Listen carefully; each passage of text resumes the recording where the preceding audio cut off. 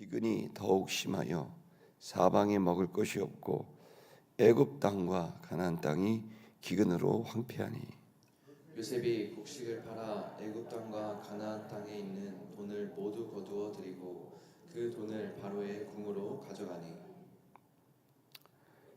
요셉이 곡식을 애굽 땅과 가나안 땅에 돈이 떨어진지라 애굽 백성이 다 백성에게 와서 이르되 돈이 떨어졌사오니 우리에게 먹을 거리를 주소서. 어찌 주 앞에서 죽으리이까. 요셉이 이르되 너희의 가축을 내라. 돈이 떨어졌은즉 내가 너희의 가축과 바꾸어 주리라. 그들이 그들의 가축을 요셉에게 끌어오는지라 요셉이 그 말과 양떼와 소떼와 나귀를 받고 그들에게 먹을 것을 주되 곧 그 모든 가축과 바꾸어서 그 해 동안에 먹을 것을 그들에게 주니라. 그 해가 다 가고 새 해가 되며 우리가 요셉에게 와서 그에게 말하되 우리가 주께 숨기지 아니하나이다. 우리의 돈이 다하였고 우리의 가축대가 주께로 돌아갔사오니 주께 낼 것이 아무것도 남지 아니하고 우리의 몸과 토지뿐이라. 우리가 어찌 우리의 토지와 함께 주의 목전에 죽으리이까. 우리 몸과 우리 토지를 먹을 것을 주고 사소서. 우리가 토지와 함께 바로의 종이 되리니 우리에게 종자를 주시면 우리가 살고 죽지 아니하며 토지도 황폐하게 되지 아니하리이다. 그러므로 요셉이 애굽의 모든 토지를 다 사서 바로에게 바치니 애굽의 모든 사람들이 기근에 시달려 각기 토지를 팔았습니다. 땅이 바로의 소유가 되니라. 아멘.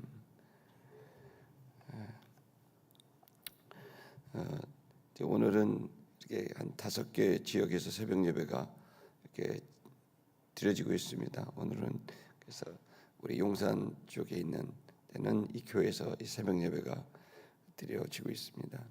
또 어제 우리 주일 예배 그 싱가포르 시티 미션에서 온 위트왕 목사님이 몸이 불편하셨는데 어제 병원을 이렇게 가서 진찰한 결과 과로로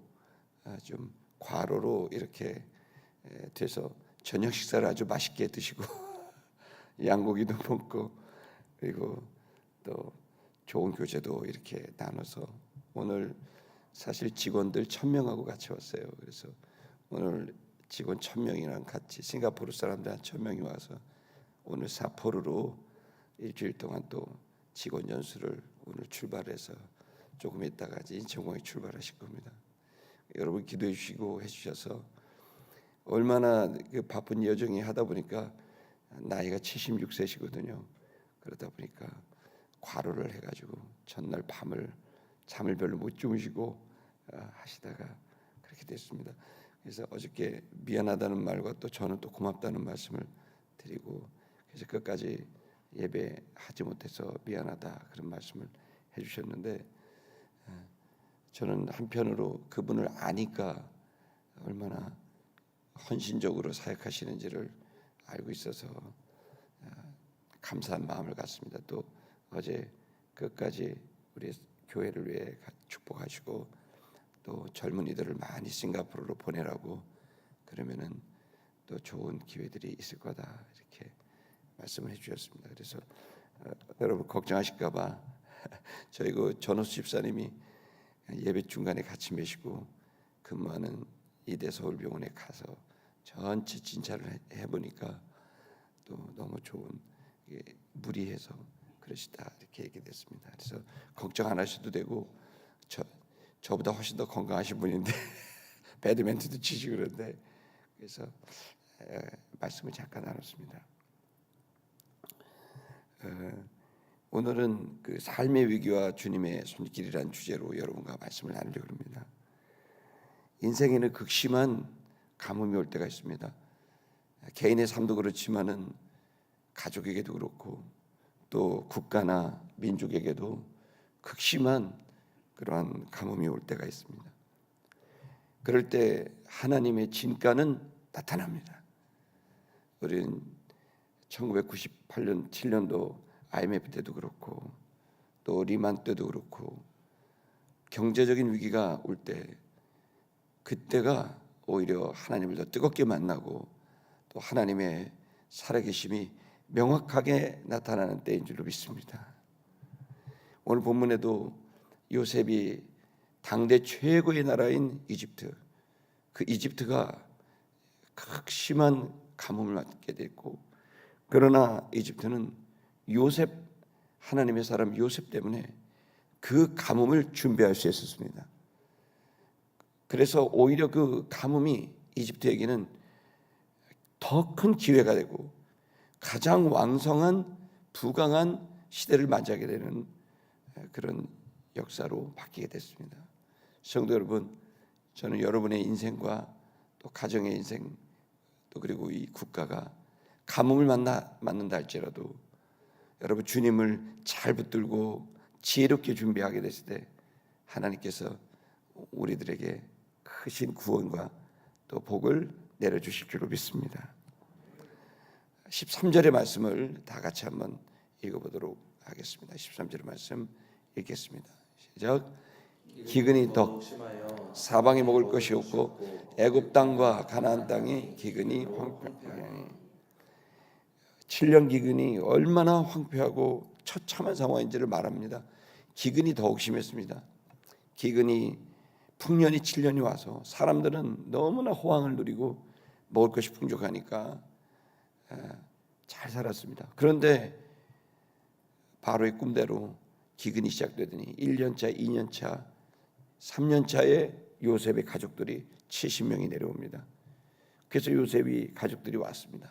근데 4년차, 5년차, 6년차 시간이 가면 갈수록 비가 오지 않으니까 먹을 것이 싹 사라지고 종자씨도 굶어 죽게 생겼으니까 싹 사라지게 되면서 기근이 더욱 심하게 되고 사방에 먹을 것이 없게 되는 끔찍한 일이 벌어졌고 애굽 땅과 가나안 땅이 기근으로 황폐하게 됐다, 이렇게 말씀합니다. 우리들은 이런 영적인 또 혹은 경제적인 그러한 위기가 얼마든지 올 수 있습니다. 개인의 삶에도 그렇고 또 가족에게도 그렇고 회사에도 그렇고 국가에게도 그럴 수 있습니다. 이러한 절망의 자리에서 요셉을 통해 일하시는 하나님을 이 시간 여러분이 발견할 수 있기를 축복합니다. 그리고 이 사람이 그 위기에 쓰임받게 되기 전까지 20년, 자그마치 20년 동안을 연도마다 왔다는 사실을 또한 주목할 수 있습니다. 하나님이 쓰시는 사람은 반드시 고난을 통과합니다. 하나님이 쓰시려고 기름 부은 사람은 그 사람을 가만히 마귀가 내버려 둘 리가 없어요. 죄를 뒀다가는 저 가족들을 내가 다 고통과 멸망으로 쳐놓고 싶은데, 그런데 제가 죄를 가만히 두면 안 되겠다. 그래서 끝도 없이 연단을 주고 끝도 없는 유혹을 주고 무너뜨리게 됩니다. 그럴 때 여러분 얼마나 힘들고 어렵겠습니까? 사실은 하나님께서 기름 부은 사람은 하나님조차도 제가 위기의 순간에 흔들리지 않고 그 사명을 감당할 수 있도록 연단을 또 시키셔야 되기 때문에 여러분 하나님께 쓰임받는 사람은 적어도 10년, 길게는 20, 30년 동안 엄청난 시련으로 시험도 받고 또 그 모든 것이 연단으로 이어져서 하나님이 쓰시는 그 순간이 될 때 흔들리지 않고 쓰임받을 수 있게 된다는 걸 믿기를 축복합니다. 여러분 이 사실은 아주 자명한 일입니다. 모든 하나님의 사람들이 그 연단의 과정 속에서 준비가 됐고, 그리고 그가 이 땅에 태어난 이유와 목적이 이루어지는 그 위기의 순간 그는 흔들림 없이 하나님의 사명을 감당한 겁니다. 성도 여러분, 이 아침에 기도하러 오신 분들이 많이 계신데 여러분 각자 기도의 제목이 있을 겁니다. 여러분 각자의 기도 제목을 놓지 말고 주님을 바라보면서 꼭 믿음으로 기도할 수 있기를 축복합니다. 마귀가 시험하고 연단해도 여러분 시험에도 여러분 흔들리지 마시고 하나님이 나를 연단하시는구나, 하나님이 나를 쓰시는구나, 여러분 이런 믿음을 갖고 나아갈 수 있기를 축복합니다. 14절의 말씀을 읽겠습니다. 시작. 요셉이 곡식을 팔아 애굽 땅과 가나안 땅에 있는 돈을 모두 거두어 들이고 그 돈을 바로의 궁으로 가져가니. 이제 고난이 오게 되면 하나님이 이 이집트를 또 그곳에 있는 하나님의 사람들 야곱의 가족들을 쓰셔야 되는데 어떻게 쓰시느냐? 하나님은 참 놀랍게도 새로운 소유를 주기 위해서 있는 소유를 걷어가십니다. 이게 여러분이 믿겨질지 모르겠습니다. 하나님은 새로운 소유를 위해서 있는 소유를 걷어가시고 다 걷어가신 다음에 새로운 소유를 주셔서 새로운 역사를 시작함을 여러분이 믿게 되길 축복합니다. 하나님은 새로운 시대마다 쓰시는 은혜가 있습니다. 물론 평생에 붙들 말씀도 있지만 그때그때마다 주시는 나를 이끌어가는 하나님의 말씀이 있다는 걸 믿길 축복합니다. 그리고 그 말씀을 주기 위해서 내가 기존에 갖고 있던 생각, 내가 기존에 갖고 있던 신념, 내가 그전에 갖고 있었던 소유들을 깨버리시고 흔들어 놓으셔서 이게 이제는 내가 새로운 말씀, 새로운 은혜, 새로운 내 생각이 필요할 때가 됐구나.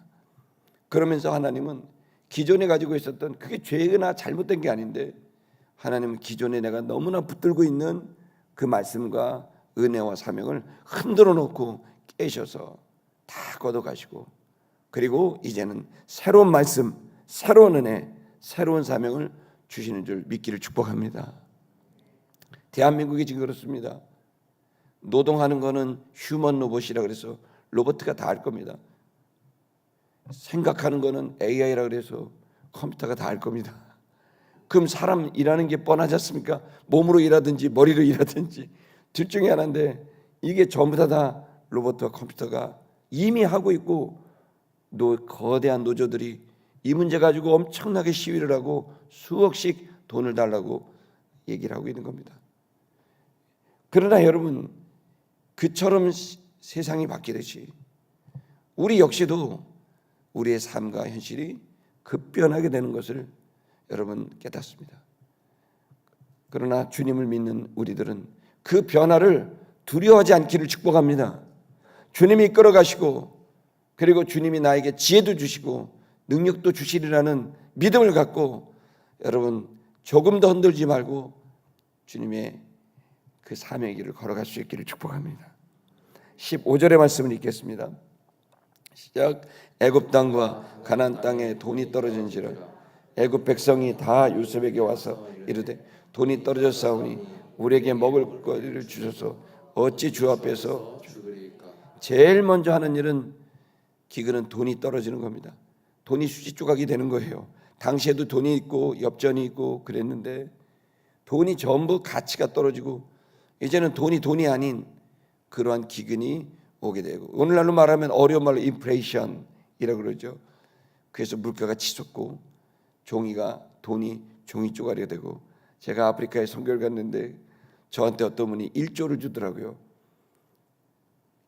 우리나라 1조 원이면 좋겠는데 그 나라 다니는데 공이 하도 많아가지고 이 몇 개인가. 근데 그 돈 하나 해봐야 밥 한 끼 먹어요. 돈값이 그렇게 떨어진 망한 나라도 있더라고요. 그러니까 제일 먼저 경제 위기가 돈값이 떨어지는 인플레이션으로 오는 거죠. 그러니까 그 돈을 아무리 가져와도 먹을 거를 살 수가 없습니다. 사람들이 몰려와서 이 휴지 조각이 된 돈을 가지고 와서 먹을 걸 달라 그러면서 바로 궁 앞에 요셉에게 요청합니다. 16절을 읽겠습니다. 시작. 요셉이 이르되 너희 가축을 내라 돈이 떨어졌은즉 내가 너희의 가축과 바꾸어 주리라. 여러분 놀라운 일인 거예요. 요셉은 공짜로 안 줬어요. 전부 대가를 받고 줬다는 겁니다. 성경은 인간의 죄성을 정확히 고발합니다. 그냥 주면 처음에 고맙다 그러지만 나중에는 고마운 게 안 됩니다. 우리나라 말에도 살려놨더니 보따리 내놓으라 그런다고 그런 말이 있는 것처럼 여러분 처음에는 그냥 공짜로 주고 그러면 너무 고맙습니다. 목사님 고맙습니다. 교회가 너무 좋습니다. 그렇지만 그것이 계속되고 장학금도 한 번 받을 때가 제일 구멍하고 두 번째 받을 때부터 시큰둥하고 세 번째 뭐 여섯 번을 막 장학금을 주면 여섯 번째 받을 때는 암소리도 안 합니다. 제가 제 경험이에요. 청년들이 얼마나 똑똑하고 그렇습니까? 제가 장학 사업을 오래 했습니다. 막 있는 돈 다 저도 다 쓸 때가 있고 자식도 키우고 해야 되는데 그 돈을 모아다가 다 장학금을 주고 이렇게 하면은 고마울 줄 알았는데 그래서 저는 한 번만 줍니다. 할렐루야. 두 번 때부터 시끄러우니까 여섯 번째 주고 이런 애들은 뭐 줬는지도 몰라요. 아, 사람이 그렇습니다. 신앙이 좋은 애들도 그런데 신앙이 없는 사람들은 그 당연한 줄 알고 나중에는 있는 보따리까지 다 내놓는 식으로 그게 인간이 가지고 있는 연약함입니다. 요셉은 똑바로 알았습니다. 대가를 주지 않으면 절대로 주지 않아요. 그것이 그에게도 좋고 본인에게도 좋다는 거예요. 여러분 우리나라가 무상 급식 여러분 무상이 어디 있습니까? 다 여러분 세금입니다. 그거 주려면 돈이 필요한 거죠. 세상에 무상이 어디 있습니까? 전부 다 애쓰고 노력한 것인데 그런 것들을 넘어서서 사람들에게는 요셉은 참 놀랍게도 창고에 쌓아놨던 걸 그냥 준 게 아니라 전부 다 현물을 받고 돈을 받고 분출을 한 것을 알 수 있습니다. 여러분 주님 앞에서 우리가 똑바른 생각 갖고 우리 마음이 열심을 다해서 주를 향해 또 맡겨진 사명을 향해 달려갈 수 있길 바랍니다. 16절의 말씀을 읽겠습니다. 다음 구절 17절입니다. 시작. 그들의 가축을 요셉에게 끌어오는지라 요셉이 그 말과 양떼와 소떼와 나귀를 받고 그들에게 먹을 것을 주되 곧 그 모든 가축과 바꾸어서 그의 동안에 먹을 것을 그들에게 주게 딱 그만큼만 주고 딱 그만큼만 주고 왜요? 풀었다가는 또 날린 거예요. 그걸 가지고 오히려 저축을 하고 여러분 코브라 효과라고 들어보셨어요? 코브라 효과? 저는 그 영국 사람들이 인도를 점령했는데 인도에 코브라가 너무 많은 거예요. 코브라에 자꾸 물리고 고통받고 죽게 되니까 영국 사람들이 생각한 거예요. 아, 코브라 한 마리를 갖고 오면 돈을 주면 그러면 사람들이 코브라를 잡고 그러면 인도 땅에 코브라가 없겠구나 이런 마음으로 전국에다 인도에다가 코브라 한 마리 갖고 오면 돈 주겠다고 그렇게 방을 붙였더니 사람들이 막 여기 산에서 들여서 그냥 코브라를 잡아오는 거예요. 그런데 희한하게도 아무리 코브라를 잡아도 코브라가 줄질 않는 거예요. 왜 코브라가 안 주나 봤더니 나중에 인도 사람들이 코브라를 키우고 있는 거예요. 그래서 이게 사회학자들이 이 코브라 효과란 말이 나왔더라고요. 학교 다닐 때 그 책을 보면서 얼마나 웃기도 하고 그렇지 인간이 그렇게 하는 겁니다. 그러니까 참 위기를 닥쳐도 위기가 고생이 되는 사람이 있지만 위기가 연단이 되는 사람이 있는데 위기 때 정신을 차리고 내가 똑바로 정직하게 이 위기를 넘어가야 되겠다 이런 뜻으로 주님을 붙드는 사람에게 하나님이 연단을 주시고 축복을 주실 줄 믿습니다. 18절의 말씀을 읽겠습니다. 시작. 그 해가 다가고 새해가 되매 무리가 요셉에게 와서 그들에게 말하되 우리가 주께 숨기지 아니하였나이다. 우리의 돈이 다하였고 우리의 가축대가 주께로 돌아갔사오니 주께 낼 것이 아무것도 남지 아니하고 우리의 몸과 토지뿐이라. 아무것도 안 남고 이 생명 하나 남았다는 거예요. 여러분 왜 이렇게 인간이 연단을 받을까요? 그건 다른 게 아닙니다. 바로 하나님을 만나려면 내 존재와 하나님의 존재가 덩그러니 남을 때 드디어 내 눈은 하나님만 바라보게 되는 것, 그것이 죄성을 갖고 있는 우리들이 가지고 있는 연약한 모습입니다. 여러분 그러나 낙심하지 마십시오. 여러분의 건강이나 재물이나 또 여러분이 갖고 있는 명예나 권위가 다 사라지고 나 하나만 남았다, 나는 망했다, 나는 저주받지 않았나 이런 생각을 갖지 마세요. 여러분 하나님은 여러분 한 사람이 내가 여기 있습니다 라고 했을 때 주님과 뜨거운 만남을 갖게 해서 거기로부터 새로운 말씀, 새로운 사명, 새로운 시간을 시작한다는 사실을 여러분 믿기를 축복합니다. 19절의 말씀을 읽겠습니다. 시작. 우리가 어찌 우리의 토지와 함께 주의 목전에 죽으리까. 우리 몸과 우리 토지를 먹을 것을 주고 사소서. 우리가 토지와 함께 바로의 종이 되리니 우리에게 종자를 주시면 우리가 살고 죽지 아니하며 토지도 황폐하게 되지 아니하리라. 결국 이집트 사람들한테 그들은 여호와 하나님 모릅니다. 그러나 그 이집트 사람들이 이 본문의 말씀은 결국에는 상징을 하는 겁니다. 우리가 마지막에 나를 살려주십시오 라고 말할 것은 하나님 한 분밖에 없다는 사실을 이 본문이 상징하고 있는 거예요. 여기에 왕은 바로 여호와 하나님을 말씀하고 있는 거고 여기에 굶주린 사람들은 바로 우리 모습이라고 생각합니다. 여러분 낙심하지 마십시오. 그분에게 모든 우리의 먹을 것과 입을 것과 살아갈 것이 그분에게 있음을 믿기를 축복합니다. 여러분 조선 말에 우리가 얼마나 힘들었습니까? 러시아가 오고 청나라가 오고 일본이 있고 미국이 있고 그 속에 조선은 너무나 연약한 나라, 왕을 쥐어 흔들고 왕비를 죽이고 여러분 그렇게 우리가 절망의 상황에 있었습니다. 그럴 때 하나님은 놀랍게도 저 평양 땅에 부어 주신 겁니다. 기가 막히지 않습니까? 그 어려운 시기에 꼭 부흥을 줍니다. 여러분 6.25 때 9월달이 되면은 어떤 일이 벌어집니까? 9월달이 되면은 낙동강 전투가 있습니다. 8월 말부터 시작된 낙동강 전투는 6월 25일 날 전쟁이 시작됐는데 채 한 달 보름도 안 돼서 낙동강까지 파죽지세로 인민군이 몰고 가서 낙동강만 건너면 이제 완전히 공산화가 되는 위기 중의 위기입니다. 그때 김정일이 이겼으면은 우리 지금 북한처럼 살아요. 얼마나 끔찍한 일입니까, 여러분? 그때 만약에 낙동강을 건넜으면은 우리는 저 북한 사람들처럼 자유를 빼앗기고 심각하게 살았을 텐데 여러분 하나님이 그때 낙동강까지 왔을 때 군인이 다 죽고 없어요. 누가 가는 줄 아세요? 15살, 6살, 7살 학도병들이 청소년들이 낙동강에서 얼마나 죽었는지 몰라요. 그 자식 손자들을 보내고 할머니 엄마 아빠들은 뭐 했는 줄 아세요? 해운대 앞바다에서 여러분 그 부산의 교회 곳곳에서 모래사장에서 그 기도문이 있습니다. 하나님 우리 새끼들을 살려주세요. 살려주세요. 우리를 차례 죽이세요. 아니면 이 현해탄을 갈라주세요. 그러면서 그렇게 부르짖어 기도했습니다. 그게 여러분 낙동강 전투의 3주간의 일입니다. 그럴 때 하나님 어떻게 하셨죠?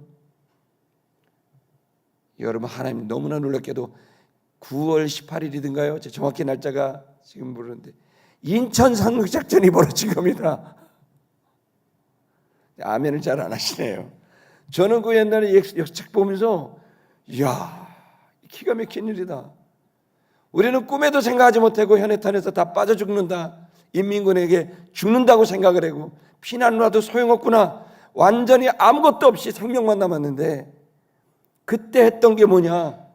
어머니 아버지 할아버지 할머니들의 눈물의 기도가 있었고 청소년들이 죽어가게 되니까 참아보지 못하면서 살려달라고 우리 새끼들을 그러면서 그 기도를 하게 됐을 때 하나님은 너무나 놀랍게도 한 장군의 아이디어로 인천으로 쳐들어가면 해병대를 몰고 인천으로 쳐들어가면 이길 수 있다. 기가 막힌 일이 여러분 한 달 사이 벌어지게 된 겁니다. 위기는 하나님께서 주시는 위기는 하나님을 바라보라고 준 거지 망하라고 준 게 아닙니다. 하나님이 여러분에게 위기를 주고 우리나라에 위기를 준 건 망하라고 준 게 아니라 하나님을 바라보라고 준 줄로 믿습니다. 우리 20절의 말씀을 읽겠습니다. 마지막 20절 시작. 그러므로 요셉이 애굽의 모든 토지를 다 사서 바로에게 바치니 애굽의 모든 사람들이 기근에 시달려 각기 토지를 팔았습니다. 땅이 바로의 소유가 되니라. 그 일로 인해서 강력한 애굽이 일어나게 됐다는 것을 말합니다. 여러분, 전적인 하나님의 통찰에 있음을 믿기를 축복합니다. 하나님이 여러분을 망하라고 준 게 아니라 다시 나를 만나자라는 마음으로 주신 거고, 여러분 그것을 통해 주님께 더 가까이 나아가는 여러분 되시기를 주의 이름으로 축복합니다.